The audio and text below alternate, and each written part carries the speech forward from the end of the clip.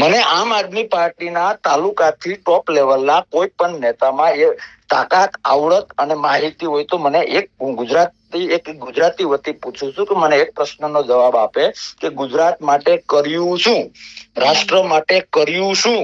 ખાલી બીજેપીના ઈશારે કોંગ્રેસના મત કાપવા સિવાય બીજું લોકહિતનું કાર્ય કયું કર્યું? તમારા બનાવટી આંદોલનોમાંથી ક્યાં રિઝલ્ટ ઓરિએન્ટેડ કામ થયું?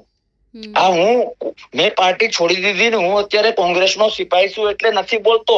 તટસ્થ ભાવે આનો જવાબ આપે એ જ માણસ કલાકમાં પાર્ટી છોડી દે કે વાત તો સાચી છે. અને શક્તિની કિંમત ના થાય ને બેન.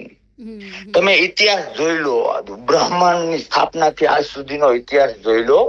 જે જગ્યાએ પછી એ બટેટાની લારી હોય, કંપની હોય, શૈક્ષણિક સંસ્થા હોય, પરિવાર હોય કે પાર્ટી હોય, જ્યાં શક્તિની કિંમત નથી થઈ ત્યાં ક્યાંક ને ક્યાંક આ રીતનો નકારાત્મક ભૂકંપ આવે છે. અસ્તિત્વ ઝીરો થઈ જવાનું એ જ ગતિમાં આમ આદમી પાર્ટી જઈ રહ્યું છે. મેં તો 8 મહિના પહેલા 2037 ની ડેડલાઈન